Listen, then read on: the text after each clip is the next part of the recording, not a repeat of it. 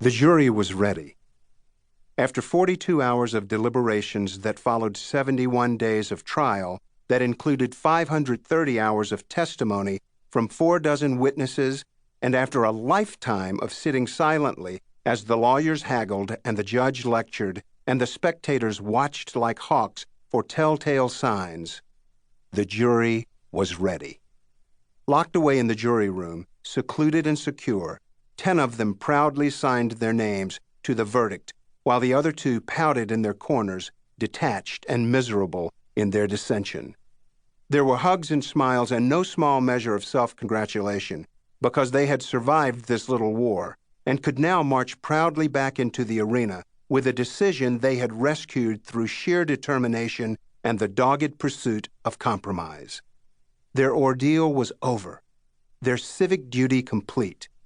They had served above and beyond. They were ready. The foreman knocked on the door and rustled Uncle Joe from his slumbers. Uncle Joe, the ancient bailiff, had guarded them while he also arranged their meals, heard their complaints, and quietly slipped their messages to the judge. In his younger years, back when his hearing was better, Uncle Joe was rumored to also eavesdrop on his juries through a flimsy pine door he and he alone had selected and installed.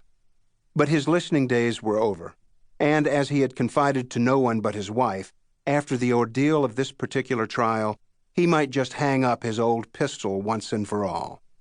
The strain of controlling justice was wearing him down.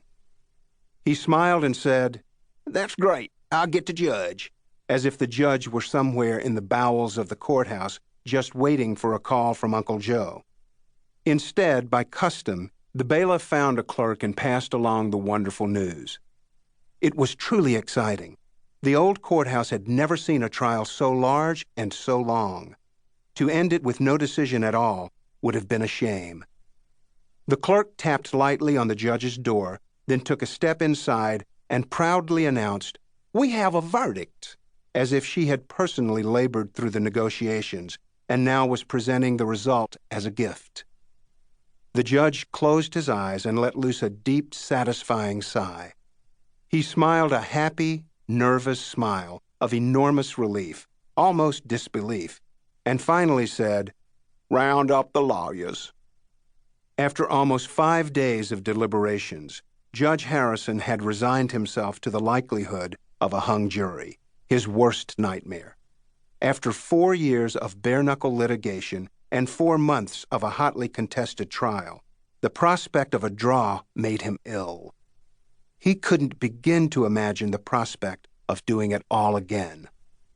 He stuck his feet into his old penny loafers, jumped from the chair grinning like a little boy, and reached for his robe. It was finally over, the longest trial of his extremely colorful career. The clerk's first call went to the firm of Peyton & Peyton, a local husband and wife team now operating out of an abandoned dime store in a lesser part of town. A paralegal picked up the phone, listened for a few seconds, hung up, then shouted, "The jury has a verdict!" His voice echoed through the cavernous maze of small, temporary workrooms and jolted his colleagues. He shouted it again as he ran to the pit, where the rest of the firm was frantically gathering. Wes Peyton was already there, and when his wife Mary Grace rushed in, their eyes met in a split second of unbridled fear and bewilderment. 2 paralegals, 2 secretaries, and a bookkeeper gathered at the long, cluttered work table, where they suddenly froze and gawked at one another, all waiting for someone else to speak. Could it really be over? After they had waited for an eternity, could it end so suddenly, so abruptly, with just a phone call? "How about a moment of silent prayer?" Wes said, and they held hands in a tight circle and prayed as they had never prayed before. All manner of petitions were lifted up to God Almighty, but the common plea was for victory. "Please, dear Lord, after all this time and effort, and money and fear and doubt, please, oh please, grant us a divine victory, and deliver us from humiliation, ruin, bankruptcy, and a host of other evils that a bad verdict will bring." The clerk's second call was to the cell phone of Jared Curtin, the architect of the defense.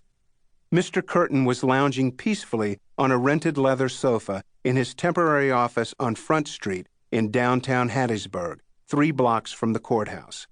He was reading a biography and watching the hours pass at $750 per. He listened calmly, slapped the phone shut, and said, "Let's go. The jury is ready." His dark-suited soldiers snapped to attention and lined up to escort him down the street in the direction of another crushing victory. They marched away without comment, without prayer.